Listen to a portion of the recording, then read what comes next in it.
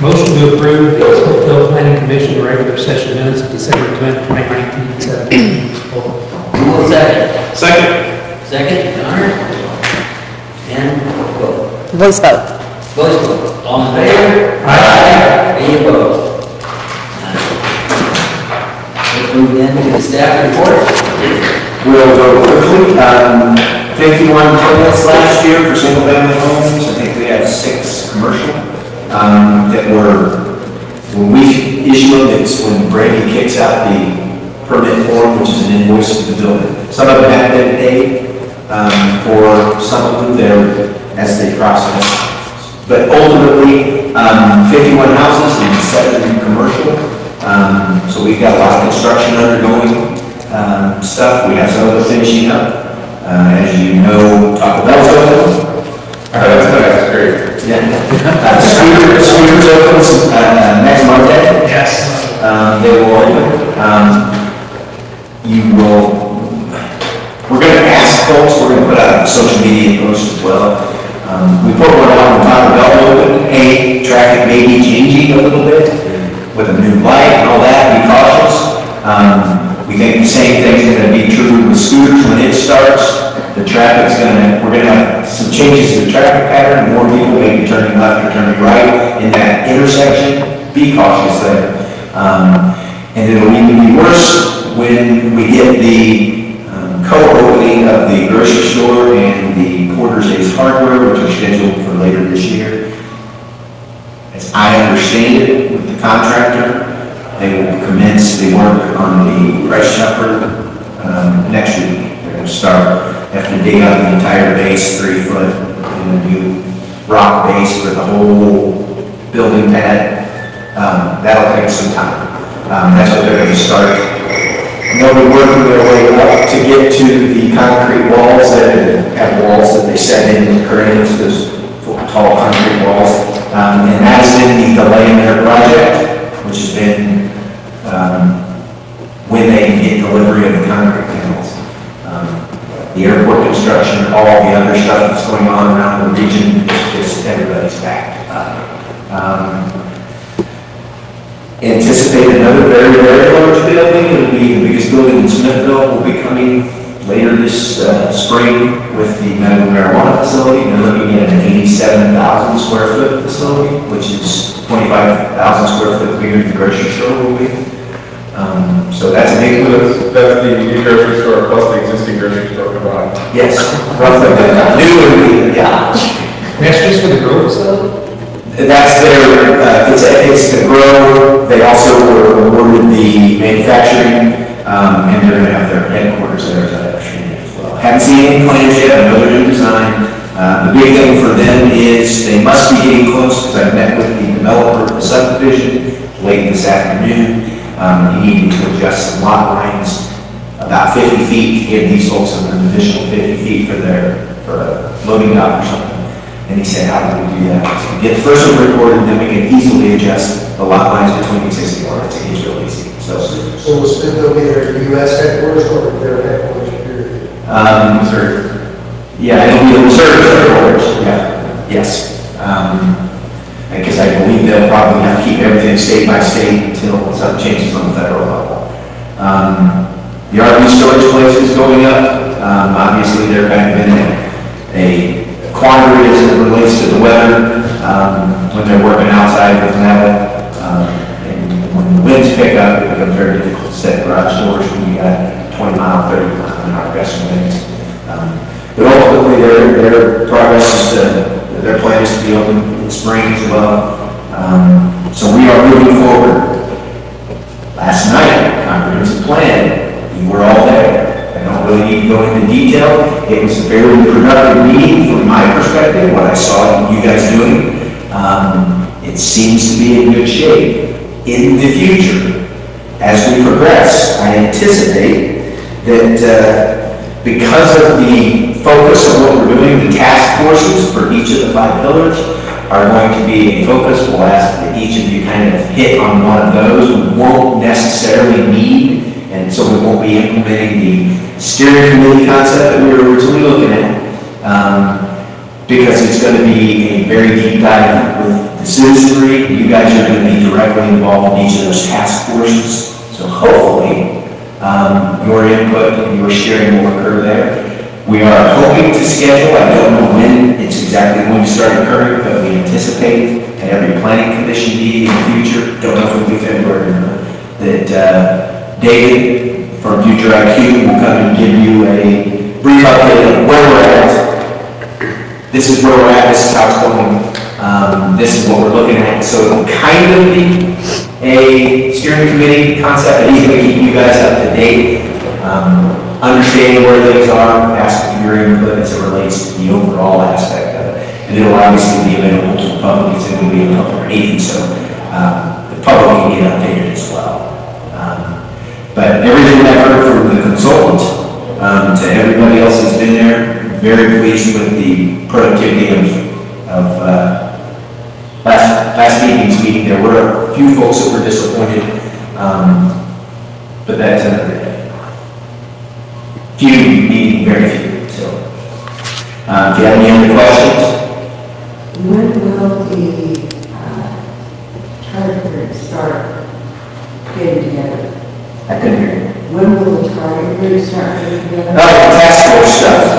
It's going to be start with public inputs through surveys, etc. That process is going to start here in February. There will be surveys that'll go out similar to what we did with the, so we had the launch with the strategic plan, and we had a bunch of information gathering. As that stuff happens, March will be the first really big, they're going to be here a full week in March. The co-consultants will, so we will really get most of the really in-depth stuff then. We're still working with school districts trying to figure out the coordination, get youth input, how that will work. We're hoping to do something similar to what happened in the strategic planning stuff, which was basically have classes come in, the Performing Arts Center, with the kids providing input, what they want to see, their vision for Smithville in the future. So getting it from all aspects. That's the plan right now. As we get a more solid schedule, we'll get it out to you guys. So everybody knows, here's when they're going to be in, here's what we look for. Last night was kind of critical. They're going to be analyzing what we got so far and kind of boiling that stuff out so we can get ready for the really deep dives into the information and the community's thoughts and plans and goals. So the next 2 months are going to be a really busy part for the consultants. They're going to be doing a whole bunch of stuff. And there's kind of 2 tracks. There's the public input side, and then there's the data gathering side for the economic development team with Stover. And they're the planners as well, so they're going to be getting all the demographic data, all of the projections for our growth, using different scenarios. We've got to have all that in there so that we know what to plan for. So they're going to be doing all that data grab. It'll take a bit to get it all together, to get it simple, and they'll generate the surveys and questions off some of that stuff too. Okay? That's why I reached out. They are working on the foundation still. They want to be ready for spring. We have yet to see the full plans. We've only got the partial plans that have been approved. And it's for the underground work, so I can't really, I haven't spoken to Brady. Do you have any, they haven't said a timeline. So they want to get their foundation in. Who's that? I introduced somebody getting on 92. Keeping in mind, I'm going to throw out to you all a reminder, if you're not on social media, if you are or otherwise, tomorrow from 4 to 6 in the Good Shepherd Catholic Church, MoDOT will be making a public hearing, public comment section available. They'll have a description of the 188 and 169 improvements that they're going to be proposing to go to bid in September and construct in 2021. Right now, that plan is a northbound left and right turn lane and a southbound left turn lane. And intersection elevation changes both at the intersection and in the hole. If ever everybody. If you've ever come down 188, from the east and looked, you've got the hole where you can't see people. So they're going to raise the hole over the intersection. And staff meets with MoDOT engineers, utility engineers, et cetera. We're meeting with those folks tomorrow before that meeting. So if you can come to the MoDOT meeting, great. You'll get to see what they're talking about, kind of timeline, all that. As well, they are planning on doing a construction project from Kearney to Smithville on 92, which is widening the shoulders, making it a little safer. There's a couple of turn lanes that will be installed, one which will be tilt. This is the plan. Get rid of some of those. I think they're just widening the road a bit and making shoulders safer where the culverts are kind of narrow. They're going to widen those areas. There's an area around glaciers, not too long ago, sailing around the road, and just happened to pass over, and there was a car that was down, and it should have been foliage, you would never seen. Right. So ultimately, that's part of it. I think it's a 2 or 3 foot wider shoulder. It's going to make it a little safer, but once you run off the road, you can't really do much for it. You're off. But there's no rotating in the woods, it depends on the work. Yeah, oh, yeah. So that's the, Yeah, it gives you a little more breathing room. Personally, wider lanes and wider area just means it's going to get faster. People will drive faster. Yeah, that's all right. That's what happens when you have big wide roads. People drive fast. Narrow skinny roads, they slow down. But hopefully we won't have people walking or jogging along 92 that way. Or maybe I don't know. not on 92. Even the mayor is very gracious and running bicycles over there. I got no. Yeah. So those two projects are going to make some changes around here as well. We'll see where the rest of it goes out. Speaking of bikes and running, the trail project and Main Street, just so those of you who don't know, we are doing the next phase of streetscape. The board approved that in the budget, so going down Main and then the trail. So go down Main to just past Smith Street, a little bit on the north side of some lights by the park, and we'll connect back. And then the trail part goes from there all the way out to the lake. The trail portion of it, not streetscape, the trail portion is in federal review for the NEPA review for grants. So about a $250,000 grant we're shooting for here. So we've been noticing more they got to do their environmental review and all that other stuff. Make sure there's no burying grounds or any of that stuff. We've already evaluated it. We're steadily over that. Just got to get through it. So that's where we're at. Okay, let's move into the zoning code update. This one's real easy. For the record, if I could ask the chairman to open and close the public hearing since there's no one here. Let's open public hearing, saying none, we will close the public hearing. It is a requirement, anytime we change a zoning ordinance, we have to have a public hearing on it. It has to, our code, the state law says that the Board of Aldermen has to have a public hearing. In our code, the Board of Aldermen have set that responsibility in the planning commission level, so we hold all public hearings here.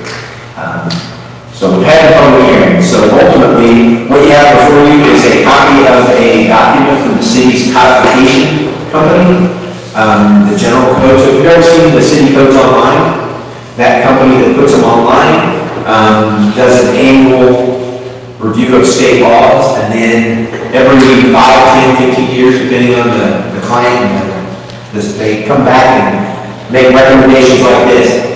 Hey, state laws changed since the last time you touched this, you haven't updated your code. There are a few of them that have changed in our sections, one of which was changed the last time we did our zoning ordinance, but it is so uncommon to have these issues arise, and the amount of work for me when I was working kind of by myself to write all that stuff was one of those, if we ever have a vacation, we'll follow state application company roll through. If you look at the first page, the underlying portion relates to limitations on cities as it relates to physically handicapped, et cetera, folks in a group home scenario and in regular single-family residential. Our single-family residential means 5 people, no more than 5 people that are unrelated. So if you have 5 roommates, you're no longer a family under our single-family definition of use. This is a specific provision that says, no, that doesn't apply to group homes. So that's what the first section is about. And there is another provision as it relates to, it's based on a case called the Oxford House series of cases. Oxford House was a alcohol and drug addiction rehabilitation group that did the same thing. Those are already okay, but it's the same concept. You can't discriminate against folks in your zoning based on that. All of the violations and penalty sections have been tweaked a little bit, so there's going to be changes to all of those for the next several pages. Simply because of the state law, which gives us our authority to act as a city. When they make a change, we have to adopt it. There was one section under site development. It requires us to limit how we do punishment if somebody violates it. It also made some tweaks to the appeal process for the Board of Zoning Adjustment, which is in our code. One of which relates to HOAs can now represent an individual property owner or oppose an individual property owner in these hearings. They have standing to act as an HOA. State law change. Okay. And that one specifically is, if you look at the page 53, the sheet that has 53, and the Board of Adjustment Appeals. So an HOA can actually appeal and represent someone. Previously, you had to be a property owner. You had to be somebody subject to the rules. HOAs kind of an entity, so they changed that. Here's the nitty-gritty as it relates to this. We've had the public hearing. We've asked that you make a recommendation. But either way it goes, whether this is approved by you or the board or not, if any scenario comes into conflict and we have to address it as a city, we will have to follow these changed provisions because it's the state law and it trumps anything we do. So it's basically Right, and yes, it's your authority as a board, as a commission, and the board's authority is very limited because the state constitution designed our systems that way. So. 10 days of the day. Yeah. So ultimately, all I would ask you to do is to vote, recommend thumbs up or thumbs down to the changes. Well, and then the board. This section, by the way, is just Title IV land use changes. The entire code, every bit, has a section similar to this, and the board will be going through that in a lot more detail, I guess. But it's all based upon state law changes. So are we looking for a motion to approve? Yep, a motion to recommend the board adopt the state law changes. Okay. Would be Here's such a motion. So moved. Is there a second? And this one would be a roll call. Yep. Connor? Aye. Alderman Sarver? Aye. Deb? Mayor Boley? Aye. Dennis? Rand? Aye. 6-0. Any other business, is there a motion to adjourn the meeting? Move to adjourn. Second. Second. Voice vote. All in favor? Aye.